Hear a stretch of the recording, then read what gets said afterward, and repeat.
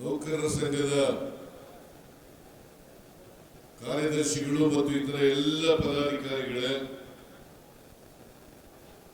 ಇಲ್ಲಿ ಇಷ್ಟೊಂದು ದೊಡ್ಡ ಸಂಖ್ಯೆಯಲ್ಲಿ ಸೇರಿರ್ತಕ್ಕಂಥ ಆತ್ಮೀಯ ನೌಕರ ಬಂಧುಗಳೇ, ತಾಯಂದಿರೇ,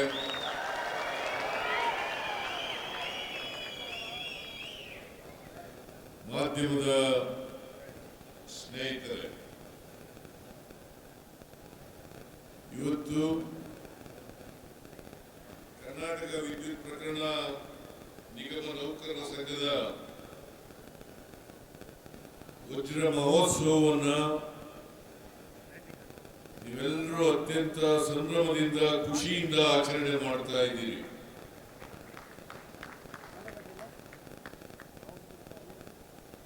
ನಾನು ಈ ವಜ್ರ ಮಹೋತ್ಸವ ಕಾರ್ಯಕ್ರಮದಲ್ಲಿ ಅತ್ಯಂತ ಸಂತೋಷದಿಂದ ಭಾಗಿಯಾಗಿ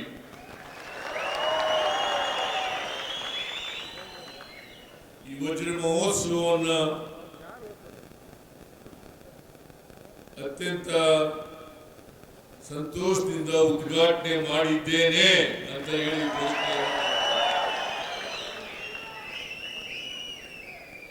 ಇದೇ ಸಂದರ್ಭದಲ್ಲಿ ನಾನು ಡಿ.ಕೆ. ಶಿವಕುಮಾರ್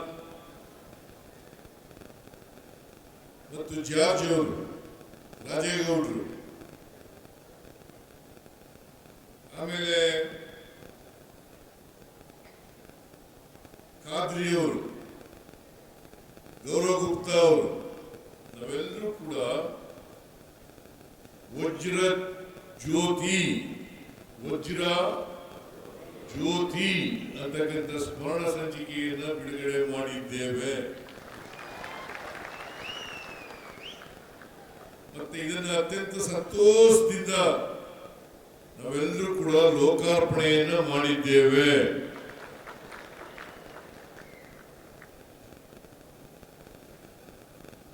ಸಾವಿರದ 1964ನೇ ಇಸ್ವಿನಲ್ಲಿ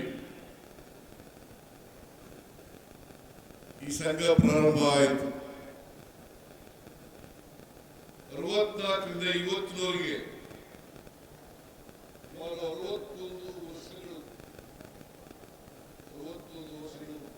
ಹಲವು ವರ್ಷಕ್ಕೆ 60 ವರ್ಷ, 61 ವರ್ಷಗಳ ಕಾಲ ಈ ಸಂಘ ನಡೆದು ಬಂದಿದೆ. ಯಾವುದೇ ಸಂಘಟನೆಯಲ್ಲಿ 60 ವರ್ಷಗಳು ಮಹತ್ತರವಾದಂತ ಗಳಿಗೆ ಅಂತಕ್ಕಂಥ ಮಾತುಗಳನ್ನು ಹೇಳಲಿಕ್ಕೆ ಬಯಸ್ತಾ ಇದ್ದೇನೆ. 60 ವರ್ಷಗಳಿಂದ ಈ ಸಂಘಟನೆ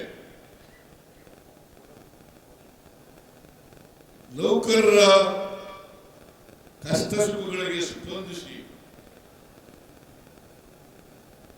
ನಿಮ್ಮ ಬೇಡಿಕೆಗಳನ್ನು ಈಡೇರಿಸತಕ್ಕಂಥ ಪ್ರಾಮಾಣಿಕ ಪ್ರಯತ್ನ, ಹೋರಾಟ, ಜೊತೆಗೆ ವಿದ್ಯುತ್ ಗ್ರಾಹಕರಿಗೆ ಸಮರ್ಪಕವಾಗಿ ವಿದ್ಯುತ್ ಅನ್ನು ಪೂರೈಸತಕ್ಕಂಥ ಕೆಲಸವನ್ನ ನೀವೆಲ್ಲ ಮಾಡ್ತಾ ಇದ್ದೀರಿ. ಅದಕ್ಕೋಸ್ಕರ ನೀವೆಲ್ಲರಿಗೂ ಕೂಡ ಸರ್ಕಾರದ ವತಿಯಿಂದ, ರಾಜ್ಯದ ಜನತೆಯ ವತಿಯಿಂದ ಹೃತ್ಪೂರ್ವಕವಾದಂತಹ ಧನ್ಯವಾದಗಳನ್ನು ಹೇಳಲಿಕ್ಕೆ ಬಯಸ್ತಾ ಇದ್ದೇನೆ.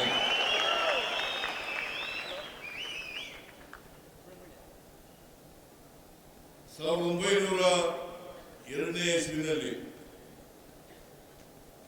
ದಕ್ಷಿಣ ಏಷ್ಯಾದಲ್ಲಿ ಮೊದಲನೇ ಬಾರಿಗೆ ಶಿವನ ಸಮುದ್ರದಲ್ಲಿ ವಿದ್ಯುತ್ ಉತ್ಪಾದನೆ ಆಯಿತು. 1900ರಲ್ಲಿ ಹಿಡಿಯಲಾಗುತ್ತದೆ. ಕೆಂಪನಜಮ್ಮಣ್ಣಿ ಅವತ್ತು ಚಾಮರಾಜ ಒಡೆಯರ್ ಅವರು ನಿಧನ ಆಗಿದ್ದರು. ಅವರ ಧರ್ಮಪತ್ನಿ ರಾಜಮಾತೆ ಕೆಂಪನಂಜಮ್ಮಣ್ಣಿ ಅವರು ಇದನ್ನ ಪ್ರಾರಂಭ ಮಾಡಿದರು. ಆಮೇಲೆ ನಾಲ್ವಡಿ ಕೃಷ್ಣರಾಜ ಒಡೆಯರು ಇನ್ನೂ ಕೂಡ ವಯಸ್ಸಿಗೆ ಬಂದಿರಲಿಲ್ಲ. ಅವರನ್ನ ಇಟ್ಕೊಂಡು ಕೆಂಪನಹಳ್ಳಿ ಆಡಳಿತವನ್ನು ನಡೆಸ್ತಾ ಇದ್ರು. ಅವ್ರನ್ನ ಇಟ್ಕೊಂಡು ಕೆಂಪನಹಳ್ಳಿಯವರು, ನಂಜನಮಣಿಯವರು, ರಾಜಮಾತೆಯವರು ಆಡಳಿತವನ್ನು ನಡೆಸ್ತಾ ಇದ್ರು. ಬಹುಶಃ ಈ ಏಷ್ಯಾದಲ್ಲಿ ಮೊದಲನೇ ಬಾರಿಗೆ ಕರ್ನಾಟಕ ರಾಜ್ಯದಲ್ಲಿ ಮೊದಲನೇ ವಿದ್ಯುತ್ ಉತ್ಪಾದನೆ ಆಯಿತು ಅಂತಕ್ಕಂಥ ಹೆಮ್ಮೆ ಹೆಗ್ಗಳಿಕೆ ನಮಗೆಲ್ಲ ಸೇರ್ತದೆ ಅಂತಕ್ಕಂಥ ಮಾತುಗಳನ್ನು ಹೇಳಲಿಕ್ಕೆ ಬಯಸ್ತಾ ಇದೆ. ಆಮೇಲೆ ಕೋಲಾರ ಕೆಜಿಎಫ್ಗೆ ವಿದ್ಯುತ್ತನ್ನು ಸರಬರಾಜು ಮಾಡ್ತಕ್ಕಂಥ ಕೆಲಸ ನಡೆಯಿತು.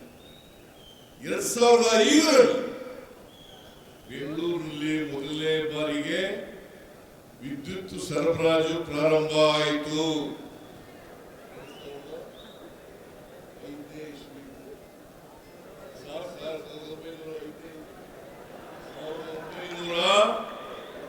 1905ನೇ ಇಸ್ವಿ.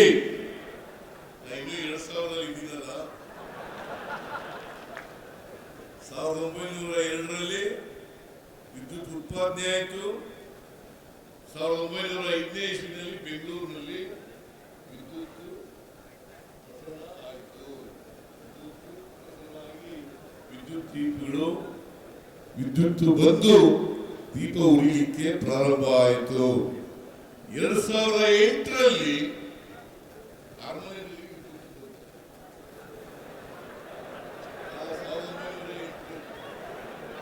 1908ರಲ್ಲಿ ಅರಮನೆಯಲ್ಲಿ ವಿದ್ಯುತ್ ಬಂತು. ಸೊ ಅಲ್ಲಿಂದ ಈಚೆಗೆ ಇವತ್ತು ವಿದ್ಯುತ್ ಕರ್ನಾಟಕದಲ್ಲಿ ನಮಗೆ ಎಷ್ಟು ಬೇಕೋ ಅಷ್ಟು ವಿದ್ಯುತ್ ಅನ್ನು ಉತ್ಪಾದನೆ ಮಾಡತಕ್ಕಂಥ ಶಕ್ತಿ ಬಂದಿದೆ ಅಂತ ಹೇಳ್ಕೊಳ್ಳಿಕ್ಕೆ ಹೆಮ್ಮೆ ಆಗ್ತಾ ಇದೆ. ಇದನ್ನ ನೀವೆಲ್ಲರೂ ಈ ಪ್ರಸರಣ ಮಾಡ್ತಾ ಇದ್ದೀರಲ್ಲ ವಿದ್ಯುತ್ತನ್ನ, ಅದಕ್ಕೆಲ್ಲ ನೀವೇ ಕಾರಣ ಅಂತಕ್ಕಂಥ ಮಾತುಗಳನ್ನು ಹೇಳಲಿಕ್ಕೆ ಬಯಸ್ತೇವೆ. ನಾವು ವಿದ್ಯುತ್ತನ್ನ ಹೆಚ್ಚು ಉತ್ಪಾದನೆ ಮಾಡೋದು ನಮ್ಮ ಸರ್ಕಾರ ಇದ್ದಾಗ 2003ರಲ್ಲಿ 3,000 ನಾವು ಅಧಿಕಾರ ಬಂದ ಮೇಲೆ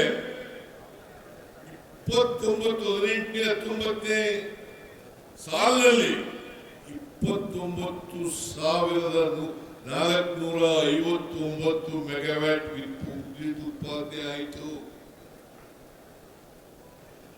ನಾವು ಇದನ್ನೆಲ್ಲ ಮರೀಲಿಕ್ಕೆ ಸಾಧ್ಯ ಆಗಲ್ಲ, ಕರ್ನಾಟಕದ ಜನ ಮರೀಲಿಕ್ಕೆ ಸಾಧ್ಯ ಆಗಲ್ಲ. ಇದನ್ನ ಅರ್ಥ ಮಾಡ್ಕೋಬೇಕಾಗ್ತದೆ. ಆಮೇಲೆ ಮತ್ತೆ ನಾವು 2023ನೇ ಅಧಿಕಾರಕ್ಕೆ ಬಂದ ಮೇಲೆ ಇವತ್ತು 34,000 ಮೆಗಾವ್ಯಾಟ್ ವಿದ್ಯುತ್ ಉತ್ಪಾದನೆ ಆಗ್ತಾ ಇದೆ. 34,000-35,000 ಮೆಗಾವ್ಯಾಟ್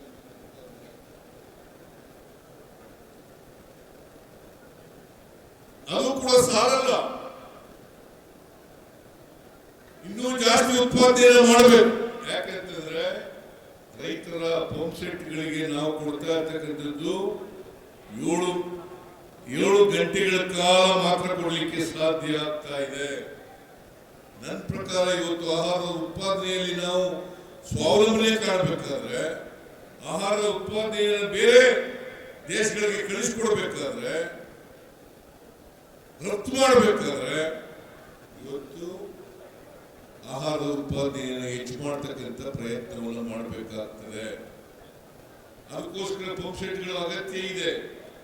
ನಾವು ನದಿಗಳ ಮೂಲಕ ನೀರಾವರಿ ಮಾಡತಕ್ಕಂಥದ್ದು ಬಹಳ ಕಡಿಮೆ, ಆದರೆ ಪಂಪ್ ಸೆಟ್ಗಳ ಮೂಲಕ ಹೆಚ್ಚು ನೀರಾವರಿಯನ್ನು ಮಾಡಲಿಕ್ಕೆ ಸಾಧ್ಯ ಆಗ್ತದೆ ಅಂತಕ್ಕಂಥ ಮಾತುಗಳನ್ನು ಹೇಳಲಿಕ್ಕೆ ಬಯಸ್ತಾ ಇದ್ದೀನಿ. ಮೊನ್ನೆ ತಾನೇ ಕೋಲಾರ ಜಿಲ್ಲೆ ಗೌರಿಬಿದನೂರಿನಲ್ಲಿ ನಾನು ಜಾರ್ಜ್ ಅವರು ಕುಸುಮ್ ಸಿ ಅಡಿನಲ್ಲಿ ವಿದ್ಯುತ್ ಅನ್ನ ಸರಬರಾಜು ಮಾಡತಕ್ಕಂಥದನ್ನ ಕೆಲಸವನ್ನು ಮಾಡೋದು. ಈಗ ಕುಸುಮ್ ಸಿಯಲ್ಲಿ 200 ಮೆಗಾವ್ಯಾಟ್ ವಿದ್ಯುತ್ ಉತ್ಪಾದನೆ ಆಗ್ತಾ ಇದೆ. ಮುಂದಿನ ದಿನಗಳಲ್ಲಿ 2400 ಮೆಗಾವ್ಯಾಟ್ ವಿದ್ಯುತ್ ಅನ್ನು ಉತ್ಪಾದನೆ ಮಾಡಿ ಹಗಲೊತ್ತು 7 ಗಂಟೆ ವಿದ್ಯುತ್ ಅನ್ನು ಕೊಡ್ತಕ್ಕಂಥ ಪ್ರಯತ್ನವನ್ನು ನಮ್ಮ ಸರ್ಕಾರ ಮಾಡ್ತದೆ ಅಂತಕ್ಕಂಥ ಮಾತುಗಳನ್ನು ಹೇಳಲಿಕ್ಕೆ ಬಯಸ್ತೇನೆ. ಇವತ್ತು ವಿದ್ಯುತ್ ಸರಿಯಾದ ರೀತಿಯಲ್ಲಿ ಪಂಪ್ ಸೆಟ್ಗಳಿಗೆ ಸರಬರಾಜು ಆಗ್ಬೇಕಾದ್ರೆ ಅದಕ್ಕೆ ನೀವೆಲ್ಲರೂ ಕೂಡ ಕಾರಣ ಅಂತಕ್ಕಂಥ ಮಾತುಗಳನ್ನು ಹೇಳಲಿಕ್ಕೆ ಬಯಸ್ತಾ ಇದ್ದೀನಿ. ಯಾರ್ಯಾರು ಸಂಘಟನೆಯಲ್ಲಿ ಇದ್ದಾರೆ ಅವರೆಲ್ಲರೂ ಕೂಡ ಕಾರಣ ಅಂತಕ್ಕಂಥದ್ದು. ನಾವು ಇನ್ನು ಕೆಲವೇ ವರ್ಷಗಳಲ್ಲಿ 60,000